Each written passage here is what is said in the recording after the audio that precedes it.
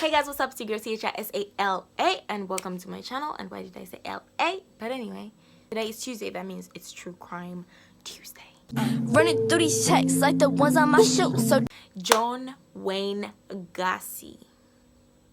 Got his name right. So John Wayne Gacy is known as the Killer Clown, and he's known for the murder and rape and torture of about 33 males. He was on a roll. And the thing with this guy is that his murders were only between 1972 and 1978.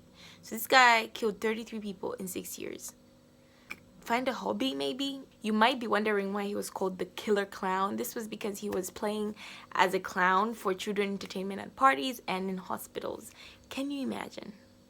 Gacy was born on March 17th in Chicago, Illinois. So he was the only guy, and he was the second child of 3 kids born from John Stanley Gacy and Gacy and Marion Roberts. We're talking about his childhood years now. Great.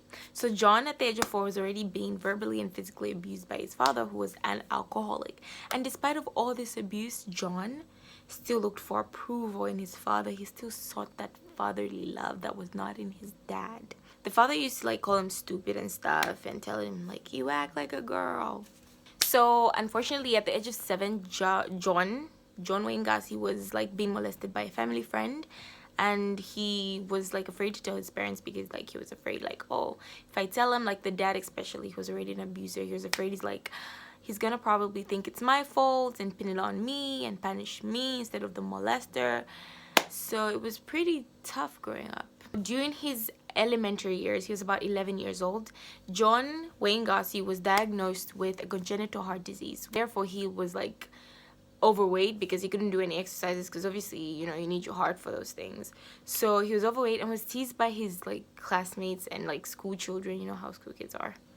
Yeah. So he had blackouts, and then his father, wow, what a father, he used to tell him that he's just faking the blackouts because you can just fake blackouts.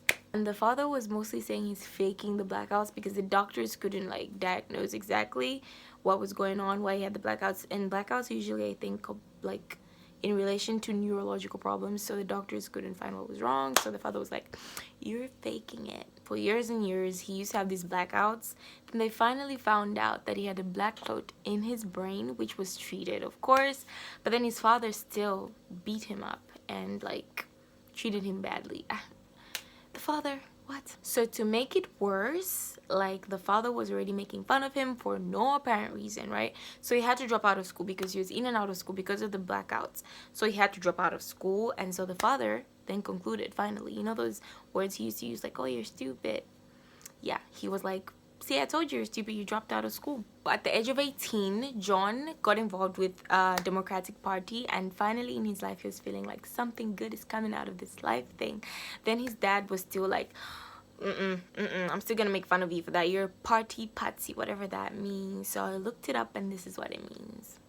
So after being looked down on by his father for such a long time, John was finally you know what? I mean, the dad couldn't even allow him to use his own car. Imagine, you have a car, and your dad's you can't use it. Why? So John was finally I'm leaving. I'm going to Las Vegas, baby. Peace. When he was in Vegas, he started working for an ambulance, but then he was transferred to work in the mortuary, where he used to sleep near corpse in the embalming room. Yeah. That must have been scary. So on the last day of his job, John Gacy, at the job at the mortuary, so John Gacy got into a coffin and started fondling with the corpse. And then he realized that he was aroused by a corpse, I guess. The corpse of a teenage boy. Ugh.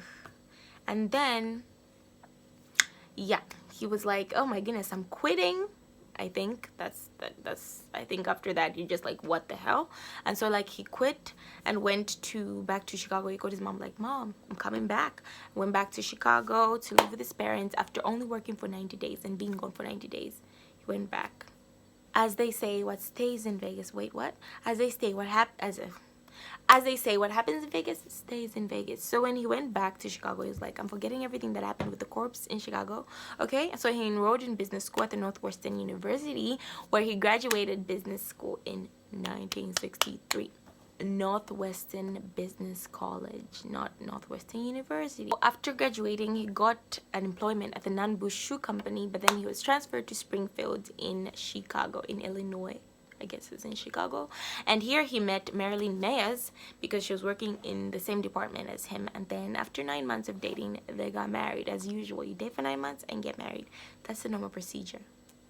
I'm joking, that was too fast. Already, like, Gacy's life, John Wayne Gacy, like, his life was just escalating, because like in 1964, at the same place where he was working, he got elected or promoted to key man, whatever that means. Then again in 1965, he got promoted to vice president. Can you imagine graduating in 1963 and 1965, you're vice president, and after your dad called you stupid? I'll be like, stupid. But at this point, John's life was going amazing. I mean, he had a job, he was vice president, he had a wife, and life was just looking good for him, except for the one thing that he had, which was his involvement sexually with teenage boys. Yeah. So like after Marilyn and John got married, right, in 1964 of September 1964, they moved to Waterloo, where John had managed 3 KFC branches which were run by Marilyn's father. Gacy soon joined the Waterloo Jaycees. I don't know, JC Waterloo's. Yeah, he joined them and was soon in 1967 crowned as outstanding vice president. So this guy's life was like, he was like going rank after rank after rank, win after win after win. But then, you know, this whole position thing, like, it had a bad side. So the Waterloo Jaycees, like those people that were like on top, I guess, the directors, because it was part of the board of directors now. So then they were involved in like drugs, illegal drug use, prostitutes, wife swapping really, and pornography, among other bad things that they were doing. So yeah, he was also in this circle, so he was part of them. They were together. So whilst all these illegal things were happening, you know, like from bad to bad to bad, he was still having these desires for these male teenagers who he like started targeting the ones that worked at the Kentucky Fried Chicken, where he like the ones he managed, owned by his wife's father. Yeah, he started like eyeing them like So to lure these kids in, Gacy used to use his basement. He turned it into a hanging out place, you know, like a man cave or something, and he would lure them there to like give them alcohol and pornography and all this stuff, and they would come, they'd get very intoxicated, and then he would take advantage of them. This guy needs to be caught. He needs to get caught. So at this point, Gacy was already having kids. He had a firstborn male child in 1967, followed by a girl. And at this point, finally, his father was like, he felt like, my dad will finally approve of me. Finally. So one thing about like these psychopaths and these killers is that they always think they're smarter than everybody else in the room. They're like, I'm the smartest nut in this room, so like you can't crack me. So he used to like, because he had all these accomplishments and he had these things that were going for him in his life, he thought he was better than everybody. So he told everybody to call him Colonel. And the people that had noticed that, okay, there's something off about this guy, they started to like move away. Like the people that were not in that ring of drugs and prostitutes, they were like, peace. You can't sit with us! We don't want to hang out with you. Like, this is getting awkward. You're asking us to call you Colonel. And he used to like tell like these weird transparent lies. Like, we can tell you're lying. Lying.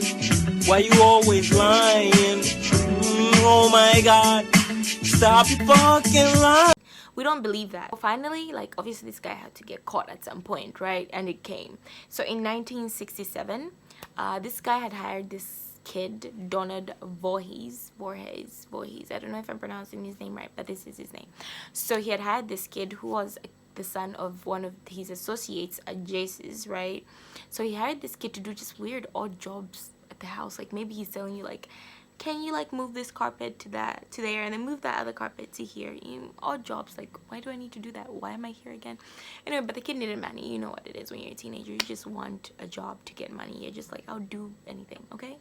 Yeah, so then after like his jobs, his weird jobs, he would like tell him, come to the basement with me, let's have a beer, you know? And then he would like get him drunk and take advantage of him. So then Donald obviously noticed this and was like, wait a minute, this is not right. Then he said, I'm gonna tell my dad and I'm gonna report you and this and that. And he was like, oh, you dare not report me.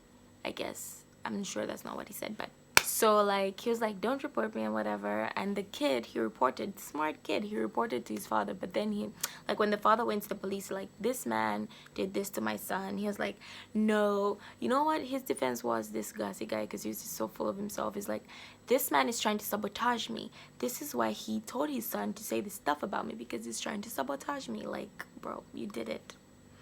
Anyway, so what this guy did, because he knew that things were not looking good, like this Gacy guy was like, this is not looking good. So he hired an 18-year-old Russell Schroeder. This is his name. I can't pronounce names clearly. I think we've established that by now. So he hired this Russell Schroeder person, and he was like, you should just beat him up so he doesn't say anything. But then Russell backed out. You know, he was like, no, peace, I don't want to be involved. He almost went in with a plan, but then he was like, I don't want to be involved. So then finally, Gacy just pled guilty to the crime of sodomy and was sentenced to 10 years in prison. Damn, after your life is going so well, like, what went wrong? What went wrong? A day came, unfortunately, that Gacy's dad died December 24th, 1969. The father died, and so Gacy pled, like, he was so, like, touched and pissed, you know, because he loved his dad and he really wanted to just make the man happy.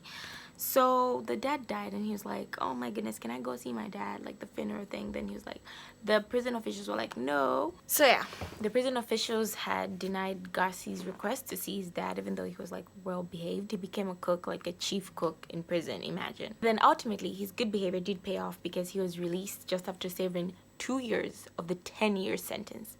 Can you imagine the joy in his heart? So he was released in 1971.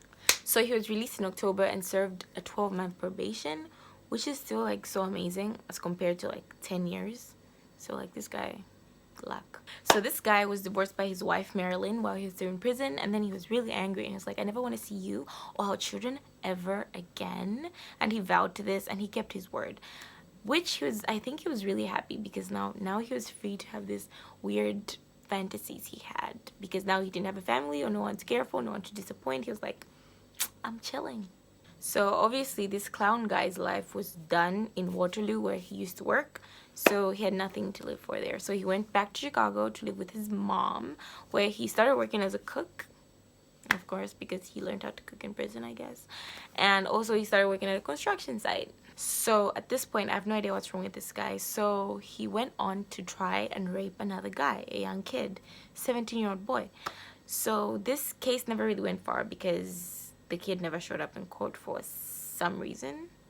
So this guy, this clown, so on January 2nd, right, he went on to kill Timothy McCoy, a 16-year-old guy who was waiting for a bus at a terminal, right? And it was dark, and so Timothy was like sleeping there. So then this guy, the clown, approached Timothy. Was like, would you like a place to like stay, you know, because you can't wait out here. So Timothy was like, good idea, I should come with you. So they went together in a jolly way. Then you will not believe why he killed him. You won't. So this guy, the clown, he claimed that he woke up in the morning, the next morning, right? Timothy slept at his house. So he woke up the next morning. Then he saw Timothy at the door with a knife, just standing. He was probably not even like standing with it like, I'm gonna kill you. He was probably just like standing with it. So this guy proceeded, the clown, right? He proceeded to get in the knife and stabbing the teenage boy. I don't get it.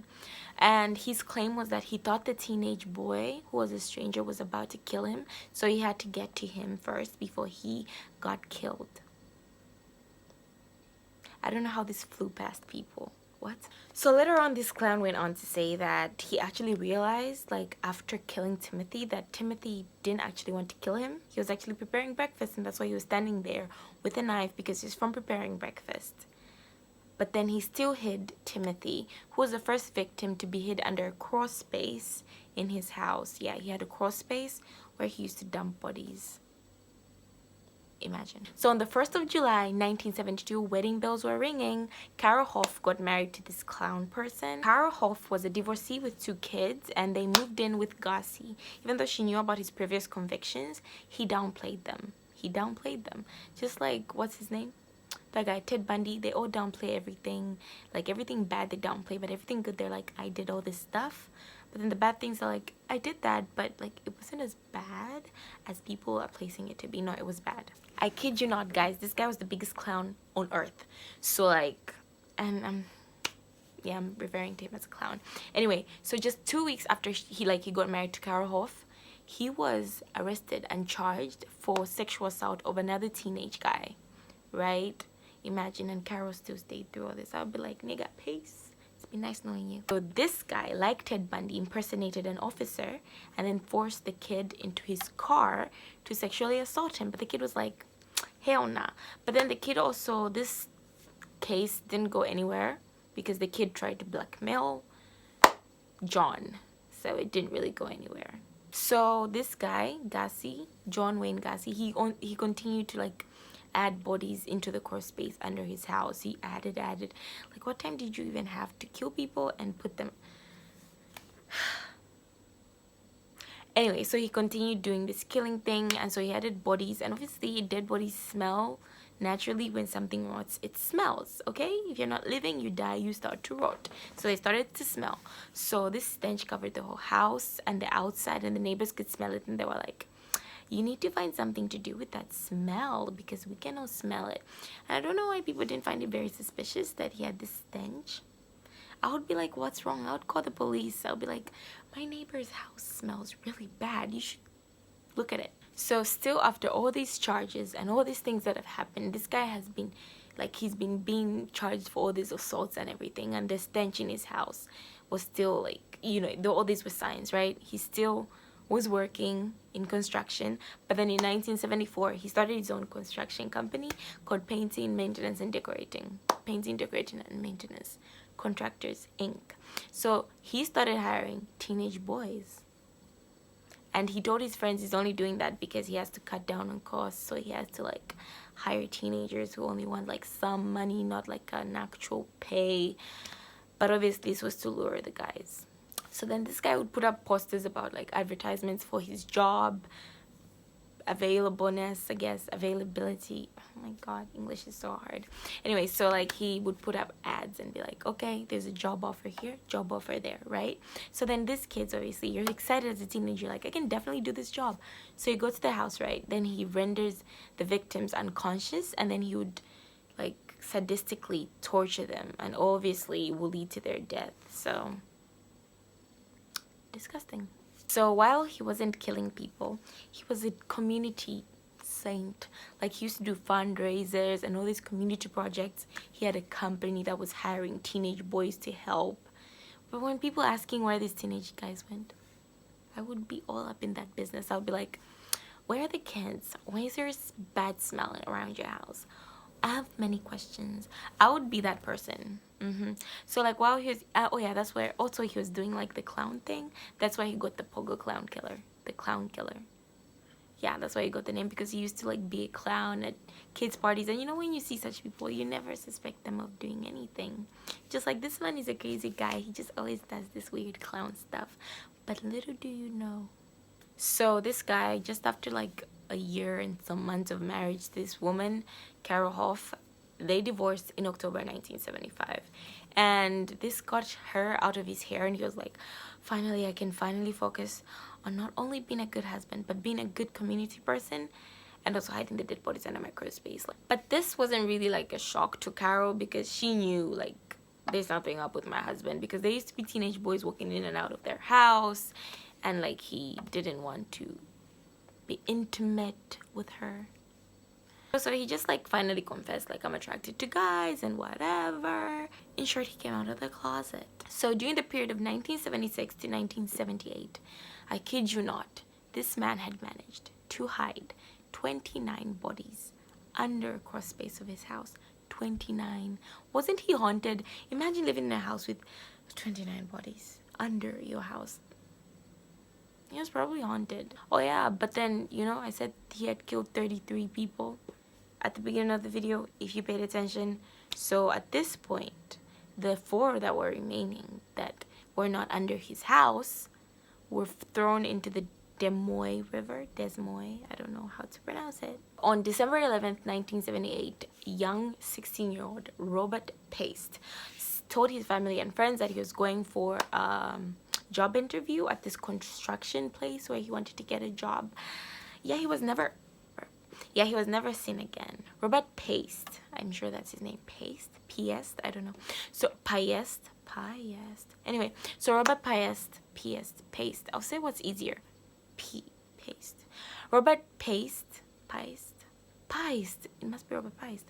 So Robert Paste left his job at the pharmacy after the contractor came right at the pharmacy to look for Robert. So then when the pharmacy owner was contacted by the police, he was like, yeah, a man did come here actually, a contractor. He works for the Painting, Decorating and Maintenance Contractors Inc. And who was that person? John Wayne Gacy.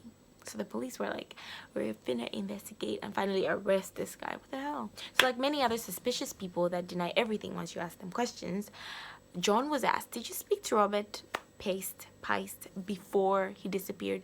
Then he was like, no, I didn't. But then the pharmacy guy, the employer to Robert before, Robert worked at the pharmacy, right? So the employer was like, no, they did speak actually, because Robert was just telling me how happy he is that he's going to talk to this contractor guy because I refused to give him a raise. And so the contractor was like, you and I can work during summer together. It makes no sense that the contractor guy is saying that I didn't speak to this kid. They did speak, I think. Denying put John at the top of the list. They were like, he's our #1 suspect. Let's search his house. So only 2 days after, December 13th, 1978, Robert was arrested. They had a warrant for his arrest, so they called him to the police station to make an oral and written statement. And so while they were doing this statement, John found out that his house was being searched, right? So he got very angry because, 29 bodies. You'd get angry. So they went to this guy's house, right? They found so many suspicious things. 2 driver's licenses that didn't belong to him, guns, ammunition, child pornography, police badges, switchblade, a piece of stained carpet, obviously with blood, hair samples from Gacy's automobiles, I guess phone, store receipt, and several clothings that are teen styled that would not even fit this Gacy guy. I mean, from the looks of it, he looked like a big bulky man. You having small clothes does not make sense, sweetheart. So they had looked at the background of this Gacy person, and everything was just so bad. He had arrests for sexual assaults and all these weird things. So obviously they dabbed him as an active pedophile, as anybody would. But the shocking thing, guys, they went to the crawl space, right? The crawl space with the 29 bodies. They didn't find anything. How? But then they were like, there's a stench here. There is a stench. It's probably the sewer. Can you imagine they said it's probably the sewer? Okay, weren't they missing case reports at this point? Wouldn't you be like, teenage boys, teenage clothes, and you try to deny you talk to a teenager? Wouldn't you just lift the whole house and just find all the bodies? So this guy was put under surveillance watch, of course, because suspicious, duh. Yeah, so this guy was put under surveillance and they used to watch him, but then he knew. So he used to play this game, when you know you're being watched. He used to be this good person, and he would invite them over to have breakfast or lunch, and they would sit down and talk, and he would joke. They were just we're not finding anything wrong with this guy. But then again, during that same surveillance time, he used to hide the bodies. He used to get rid of the bodies. How, guys? How were you watching this guy and he was still able to do these things? I don't get it.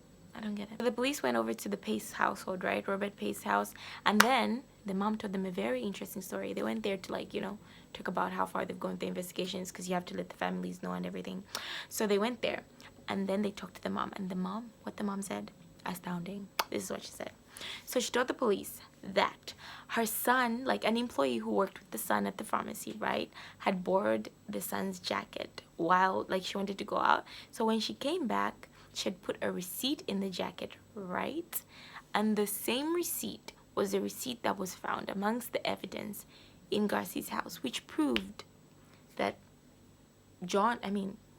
Robert had actually been there, because that same receipt that she had and put in the jacket was the same receipt that was found in Gacy's house. And so they proved finally that Gacy was lying, and actually the kid had been into that house. So they had talked. Where is the kid, Gacy? Where's the kid? No, seriously. So during this whole investigation thing, all the people that were connected to Gacy were interviewed, like all the close people, the employees. And so he would question, like Gacy would question them after this suspicious. He would like question, like imagine after you're being questioned, then this guy comes like, okay, what did they tell you? Like, what did you say? Tell me the exact words. Yeah, so yeah, he would do that. So then these people found, oh my goodness, please save me the embarrassment, please do not embarrass me. So like these people would be like, this is very suspicious. And so what he would do was he would ask them to go in the crawl spaces, because how didn't you see bodies in those crawl spaces? Anyway, he would ask them to go in the crawl spaces and dig trenches. And there, what were the trenches for? What were the trenches for? I would be asking, like, why am I digging this again? Obviously, like 29 bodies, bro, 33 bodies, too big of a number for you to hide. Like, you cannot hide that many people. So he knew that, bro, I'm about to get caught.